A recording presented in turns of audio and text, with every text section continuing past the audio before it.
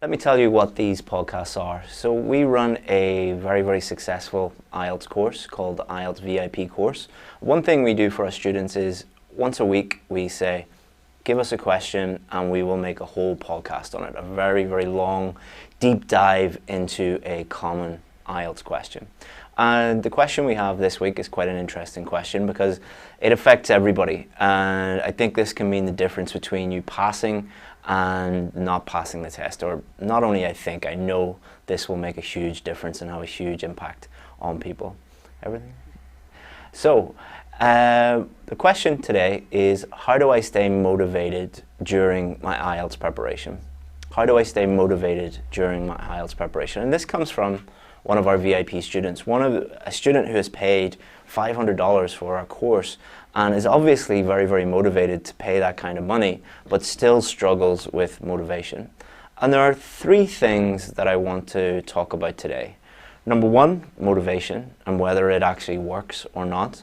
Number two, habits. And number three, discipline. So let's talk about whether motivation works. So you only have to look at Instagram or Facebook for 5 minutes before you see some picture with a motivating quote on it, and a sunset or like a dad walking along a beach with his son and some like inspirational quote. And do these things actually work? So if they did work, everybody would be a millionaire and have six packs and live a very, very happy life. But these motivational quotes obviously do not work. And also, I could talk about in the context of IELTS, I could talk about if you pass the test, you're going to be in the country of your dreams, doing the job of your dreams. Everything is going to get much, much, much, much better. That doesn't work either. So I've worked with thousands of students over the years, and I've worked with students who, for example, doctors who are earning like $500 a month in their home country, and they've got a job offer and they could earn $250,000. They're a consultant in America or Australia or Canada, and they still aren't motivated to do the work. I've worked with people who are in very, very bad situations in countries that have conflict in them or a famine in them or a lot of problems in them, and all they have to do is pass the IELTS test and they can move to a much, much, much better country and get the score they need and help their family. That doesn't provide the motivation for them. So, to be honest, I don't think motivational quotes, I don't think thinking about the future and thinking about how amazing your life is going to be, I don't think that motivates anyone. If it did, then no one would need my help. That's because they would just do the work and get the score that they needed. The other thing to think about is whether a stick is going to motivate you. So we often talk about a carrot and a stick. A carrot is something in the future that will motivate you to keep going, such as having a better job or more money or a better life for your family. The other end of that is the stick. So something bad is going to happen if you don't do this thing. So the bad thing that's going to happen is you're going to fail your test, you're going to have to spend a huge amount of time and a huge amount of money doing the test again and studying again. Does that motivate people? Again, no. It really doesn't motivate people. I have worked with thousands of students and I've told many of them, if you do not do the work, you will fail. Thousands of them just don't do the work. So, to be honest, motivation just doesn't work. So, how can you stay motivated throughout your preparation? Don't look for motivational quotes or motivation at all. Look for something else that actually does work. And there are two things that actually do work. The first thing is habits. The second thing is discipline. So let's talk about habits.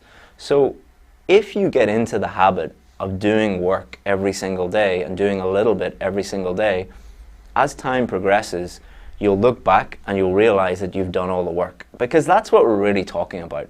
We're not talking about getting the scores we need. We're talking about doing the work. Because if you do the work, you're going to get the scores you need. If you don't do the work, you're not going to get the scores you need. So it is about developing those habits that ensure that you do the work every single day, or 5 days a week or 6 days a week. Take a day off if you want. So what can we do?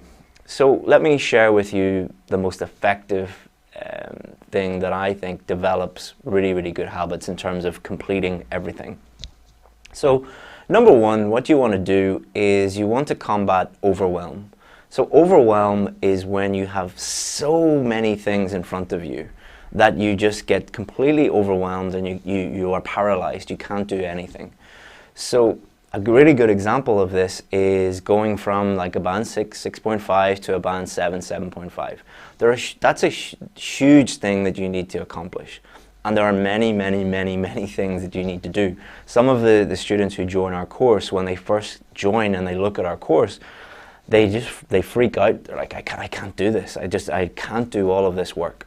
So the trick to combating overwhelm is to sit down and break everything down into manageable pieces. And you don't eat a big dinner. You don't eat a big steak by getting the whole steak and trying to shove it into your mouth. You eat a steak by cutting one little piece at a time.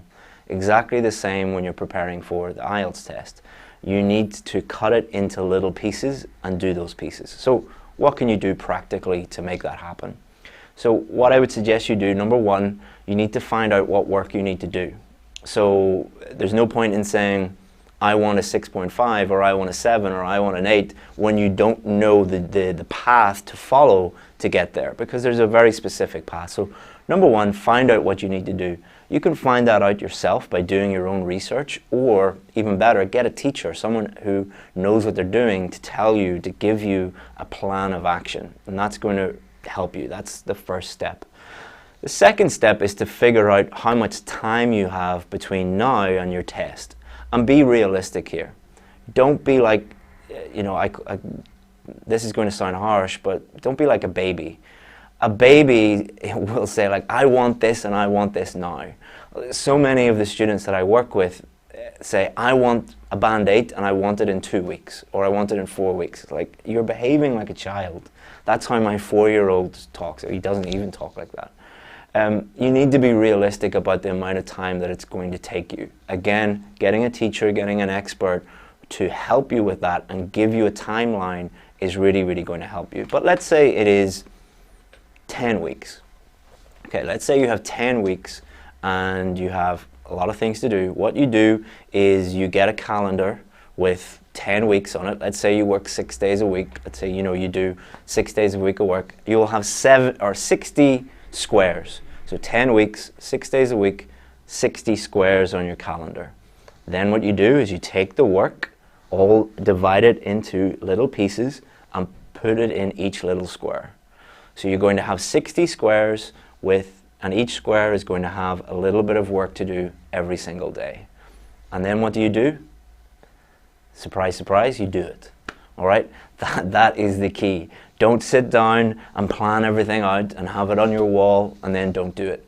Do that little bit of work every single day, and that's where discipline comes in. You have to set yourself time aside each day. Doesn't matter what happens, doesn't matter whether you have kids or you have work or the football is on or your friends want you to go out and socialize. That time, that 1 hour or 2 hours or however long it is, that is sacred. You do not touch that time. You don't let anything else infringe on it, and you get the discipline to sit down and do it every single day. And if you fall back, which you shouldn't do if you have discipline, get it done, get caught up. Because if you don't get caught up, it will just be overwhelming. You won't be able to get anything done. So the third thing is discipline. Motivation doesn't work. Habits, developing those habits and being disciplined does work. And there's a quote that I want to share from you from one of my mentors, which is Jocko Willink, who says, discipline equals freedom. So discipline, when you say that word, a lot of people think that it's a negative word, because they think that it means that they're going to have to do something that they don't want to do. But if you change your mindset and think about discipline as actually a positive thing, because discipline equals freedom, then you're going to have much more success with it. So what does discipline equals freedom mean? So let's give you a very, very simple example. If you are disciplined with your money, so you don't get your money each month and you don't spend it on stupid things, and you're very, very disciplined with it, then you have the freedom to spend your money on whatever you want because you're disciplined with your money. Let's think about time. If you get up early every morning, let's say you get up at 5 a.m. every morning instead of getting up at 8 a.m. every morning, you have 3 extra hours in the day. You get more freedom. You have more freedom with your time. Let's think about health. If you're disciplined about exercise and disciplined about the food that you put in your mouth, and you don't smoke and you don't drink so much, then you're going to have a lot of freedom in your life because you will be healthy. And if you have a healthy body and healthy mind, you're going to have a lot of freedom. So in this context, if you are disciplined enough to put in 6 weeks, 10 weeks, 3 months, 6 months, however long it takes to do that little bit of work every single day, then you will have the freedom to get that IELTS certificate and go anywhere you want in the world. So discipline in that respect does equal freedom. So hopefully that helped a lot of you. Don't go on Instagram and try and find a motivational quote. They're not going to help you. Don't watch a motivational speaker, or listen to motivational music, or watch motivational YouTube videos. They might work for a day, they might work for 2 days, but they're not going to work for months, which is the type of discipline that you need in order to be successful in this test. So that's how you stay motivated throughout your IELTS preparation. The key is, don't listen to this podcast or watch this video and be like, yeah, I'm going to do it and I'll do it tomorrow. Get it done now. Sit down with your calendar, populate it, and get it done. It's the only way to do it. And that is much, much better than waiting, doing nothing, and then you're sitting there, you open the paper, you see that IELTS question, and you know that you're going to fail. And you're going to have to fail again and again and again and again until you get that discipline. So hopefully that helped a lot of you. If you need any other help, feel free to go to our website, IELTSadvantage.com. You'll find free help there with IELTS writing, speaking, reading, listening, vocabulary, grammar. Everything you need is on IELTSadvantage.com. If you want some help, our personal help, so we talked about today about someone helping you come up with a syllabus, someone telling you your weaknesses, what you need to work on, someone helping you, give you feedback, tell you exactly what your scores are going to be, work out how much time you need before your test. We help people with that. We don't help everybody. We only work with a very, very small number of people. But if you are interested in that, feel free to send me an email, and either myself or one of my team will talk to you about whether we can work with you or not. My email address is chris@IELTSadvantage.com. chris@IELTSadvantage.com. And you'll find all our details on our website. Check out our Facebook page, our Instagram, our YouTube, and you'll get all the information there too. Thank you very much, guys. We will make another podcast on Thursday, and it's on something that I cannot remember. So you'll just have to tune in on Thursday for that one. Tomorrow we will be on our Facebook page and our YouTube channel, and we'll be doing another video. We'll be focusing on IELTS reading tomorrow. Tomorrow we're going to look at skimming and scanning. And on Friday, we're all on Facebook and YouTube. We're going to be looking at matching headings. So we're going to give you a step-by-step strategy for matching headings reading questions. And I can't remember what podcast is going to be on Thursday, but we'll figure that out before Thursday. I can't read that, Justin. How to improve your reading skills. Okay, thank you very much, and I'll see you tomorrow, if I catch you then, or Thursday for the next podcast. Thank you very much, guys. Hope you got some motivation from that, and that you start to implement some discipline. Thank you very much. Bye-bye.